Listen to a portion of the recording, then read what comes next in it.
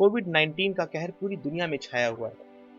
बहुत सारे लोगों की जॉब या तो जा चुकी है या फिर उनकी जॉब अभी खतरे में है। बहुत सारे लोगों के बिज़नेसेस कोलैप्स हो चुके हैं या फिर वो स्ट्रगल कर रहे हैं कि अपने बिज़नेस को कैसे बचा कर के रखें। सवाल ये नहीं है कि आज इनकम आ रही है या नहीं आ रही है। सवाल ये है कि जो घर के खर्चे हैं, जो लायबिलिटीज़ हैं, जो हर एक नॉर्मल इंसान अपनी लाइफ में ऑलरेडी कैरी ऑन कर रहा है और अभी तक उसको कंप्लीट कर रहा था अपने जॉब या बिज़नेस की इनकम से, वो कैसे पूरी होगी? मेरे खुद के ऐसे बहुत सारे दोस्त हैं जिनकी जॉब चली गई है because of covid, because of effect of covid I would से।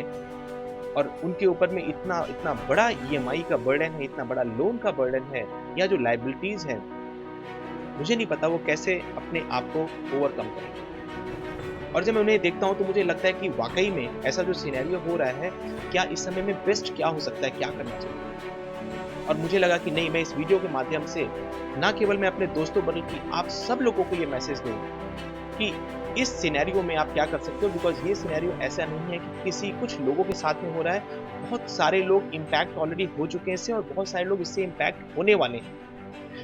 दोस्तों, मेरा नाम संतोष श्रीवास्तव है और मैं इस वीडियो के माध्यम से एग्जैक्टली आपको ये बताना चाहता हूँ कि जो सिचुएशन आज चल रही है, ये सिचुएशन या ये परिस्थिति आपके आपके इंडिविजुअलिस्टिक्स को, आपके पोटेंशियल को नहीं डिफाइन करती है। अगर आज किसी भी कारणवश आपकी जॉब चली जाती है या किसी भी कारणवश आपका बिजनेस नहीं चल पा रहा है या इम्पैक्ट हो रहा है, उसकी वजह से जो फाइनेंशियल लॉसेस है, definitely you have to find a way out, but at the same time the way out can be a positive way out, not the negative way out. मेरा आपको यही रिक्वेस्ट रहेगा कि इस समय में शांति से बैठ के सोचें कि लाइफ में क्या करना चाहिए आपको। अगर आज आपके पास में इनकम नहीं आ रही, आपके ऊपर बर्डन बहुत ज़्यादा है, तो इसका इम्पैक्ट ये नहीं होना चाहिए कि आप डिप्रेशन में चले जाएँ और ब्लड प्रेशर आपका बढ़ जाए या घरों में लड़ाइयाँ शुरू हो जाए या आपके दिमाग में ऐसे कुछ ख़्याल आने लग जाएँ, यार बस करो, लाइफ़ बहुत हो चुकी है, अब लाइफ़ बंद करते हैं, बिकॉज़ इससे ख़राब ज़िंदगी नहीं हो सकती है। अच्छी खासी जॉब थी,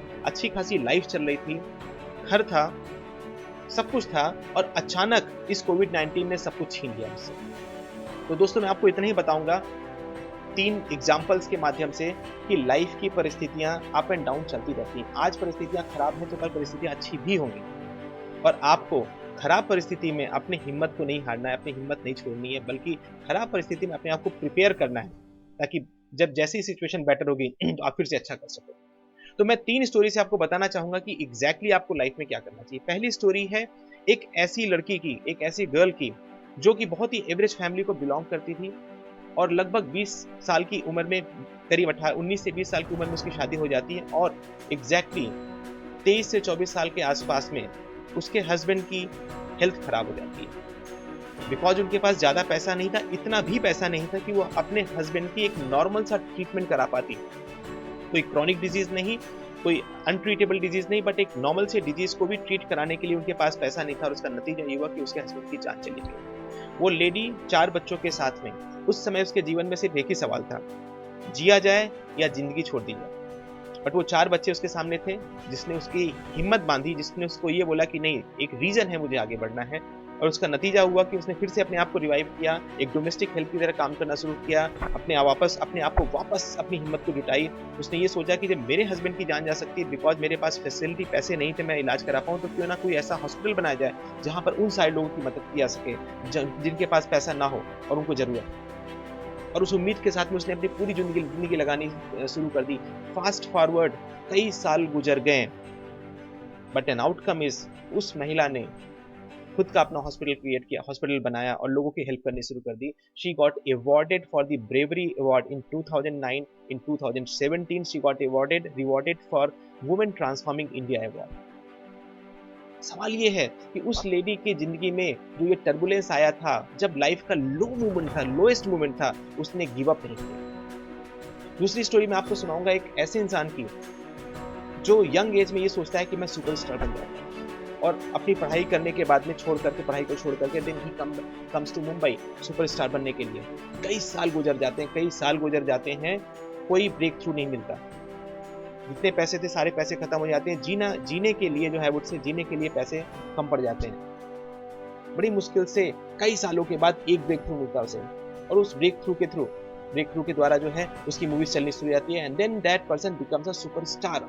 समय बदलता है, समय का पहिया बदलता है और वो इंसान एक सुपरस्टार बन जाता है। उसकी सारी मूवीज सुपर डुपर हिट होने लग जाती हैं, पैसों की कोई कमी नहीं, जो चाहे वो उसके पास है। बट अचानक फिर से समय का पहिया बदला और वो सुपरस्टार आसमान से सीधे जमीन पे गिरता है, और ऐसी कंडीशन आ जाती है कि एक पैसा नहीं रहता है, एंड वो सुपरस्टार बैंकरप्सी फाइल कर देता है कि मेरे पास एक भी पैसा नहीं। आप सोच सकते हो क्या कंडीशन होगी, क्या सिचुएशन होगी उस समय उस इंसान के ऊपर।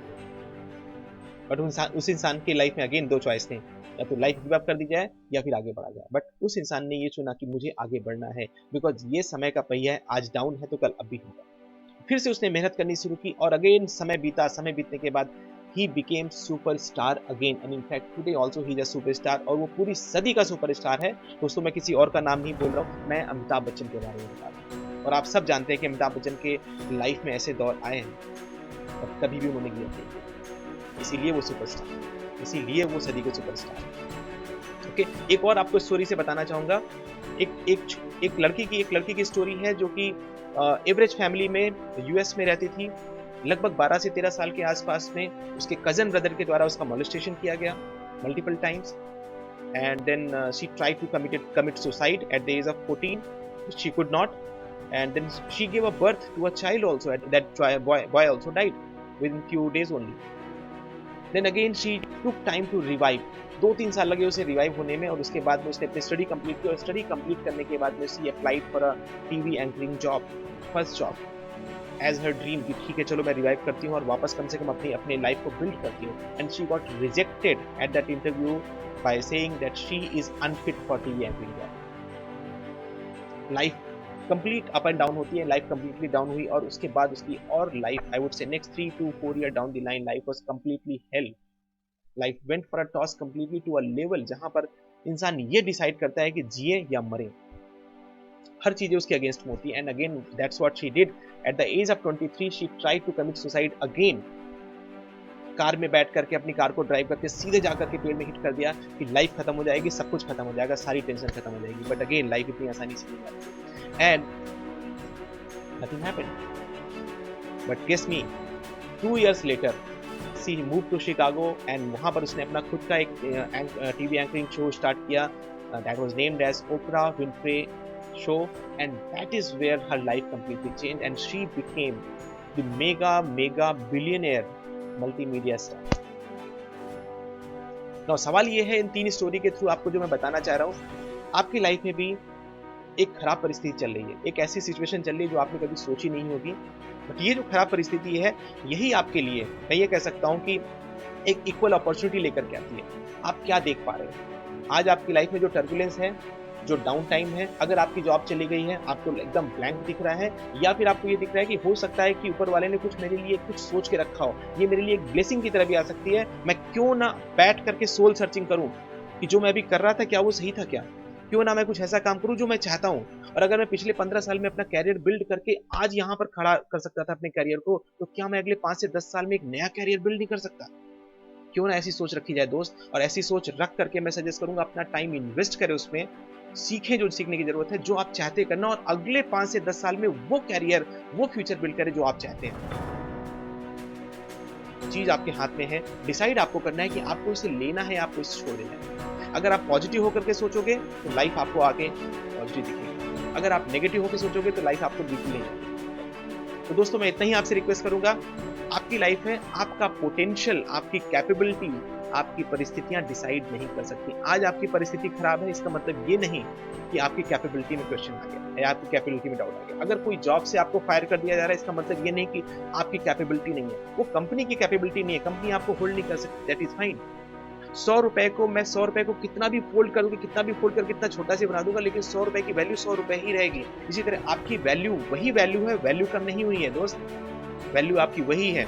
अपनी वैल्यू को पहचाने, अपने पोटेंशियल को पहचाने, और उस पोटेंशियल के साथ में काम करना शुरू करें और अपना एक नया फ्यूचर बनाएं।